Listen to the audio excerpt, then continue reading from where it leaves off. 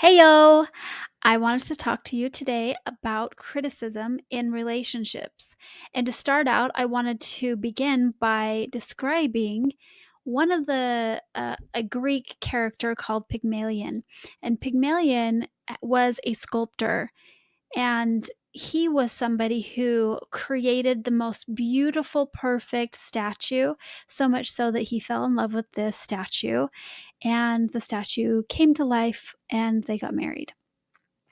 So we actually have this tendency to pick up Pygmalion projects for our loved ones. We are wanting to sculpt them into the perfect versions that we feel that they should be.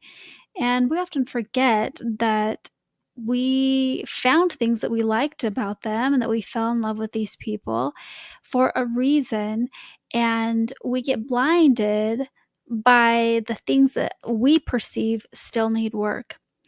And so the first thing I would say is the Pygmalion project is super tempting. And as much as I would like to say, don't ever do it, but I would just say avoid it as much as possible. But if you have to, I would like to talk to you about how to navigate that. So the first thing I would tell you is, number one, the emotion moment usually is not the teaching moment. So if you notice that your loved one is doing something that you don't prefer or that you don't like or that is upsetting, unless if it's uh, like something is poignantly triggering you, it is best to reserve time to speak about that later when you've had a moment to collect your thoughts.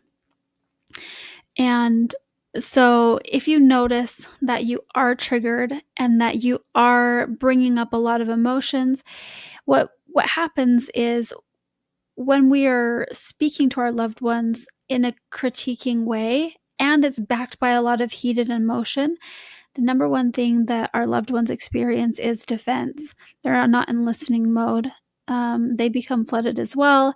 They're defending and they're saying all the reasons why they believe that they didn't harm you or it shouldn't be that bad. And can we just speak rationally? And so it's not ever going to be the most well received. And so if something is important to you, you want to create an environment that this is going to be well received. So I would suggest that you set aside time later, ask your loved one if now is okay to talk about something that you found important, then use a soft startup. So first of all, like I said, ask them if they are ready for an important conversation to talk about something that's important to you. And then assure your loved one that you love and care about them. Make sure to note things that they are doing well and note things that you enjoy and love about them. And this is just something that you are noticing that you would like to bring up. So when you bring it up, I would also suggest that you bring it up from a perspective of this is something that I am having a hard time with, that it is affecting me in these ways. And so my objective is to have you understand how it is affecting me. While I am still very triggered by this sort of thing, I would like you to be aware and hopefully lessen the frequency or omit it if possible while I'm trying to figure out how best to navigate this. Especially if you are married to this person, you need to make sure that the relationship is protected. I like to think of a relationship as a child that is born between the two of you. And this child needs to be loved and nurtured and well fed and cared for. And so you need to understand that when criticism enters the relationship, the person who is receiving the criticism oftentimes has to absorb that critique, that negative viewpoint of themselves. And so it creates this imbalance of the good feelings that once existed. And so while that is going on, we need to make sure that we are doing things that are restoring balance so that the partner is reassured that they are still loved and cared for, and that the relationship still gets the nourishment and feeding that it needs to, and the care, um, even while this element is being noticed and worked on.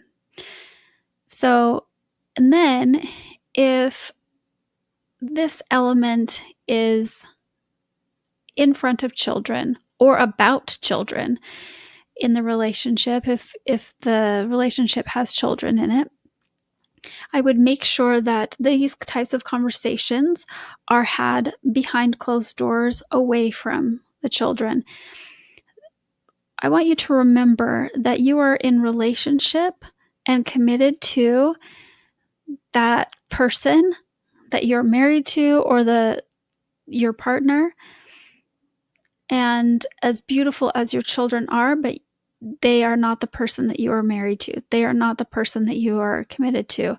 So I would be careful to step between your partner and the child in protecting a child if you feel that the behaviors are negatively impacting the children, unless if somebody is being severely abused and there's some level of obvious impending harm happening.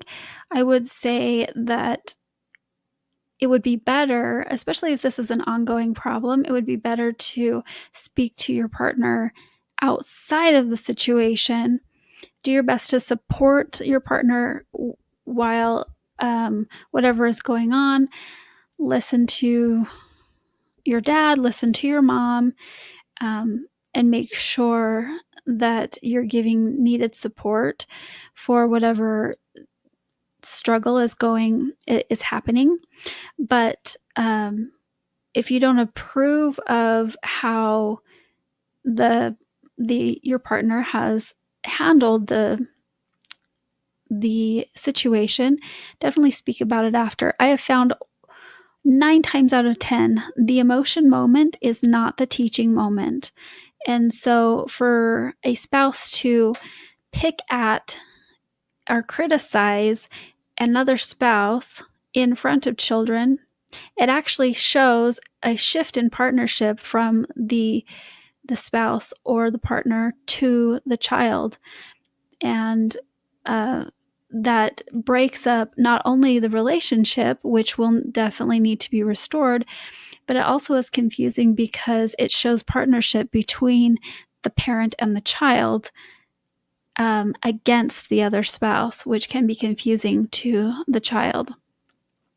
So make sure that you stay unified, not only to protect the relationship, and that you're rearing the child as a solid unit. In relationship, I would urge you to steer clear of the Pygmalion Project as much as possible, because the last thing I would have you notice is we forget that we are imperfect human beings as well, and that we have plenty of mess ups and shortcomings and faults of our own. And how hard is it for us to work on and improve and have goals and successfully change our own ways, but to adopt somebody else's objectives is that much harder because it doesn't come from our own soul, our own mind, our own objectives and things that we want. So it's that much harder. So of course they will try if they love you, but the Pygmalion Project often does create stress in the relationship that wouldn't otherwise be present.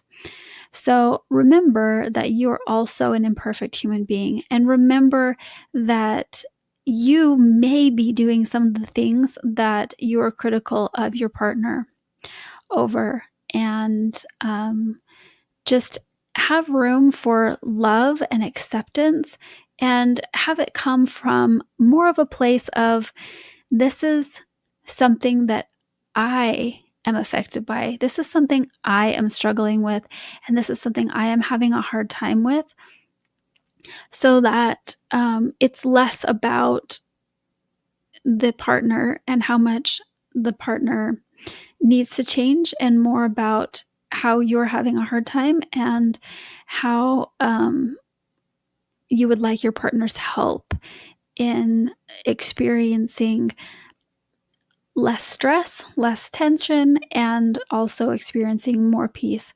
And I think when you come across that way, it helps to, again, build a good relationship and restore the off balance that you are feeling inside your emotion house. So I hope that helps you.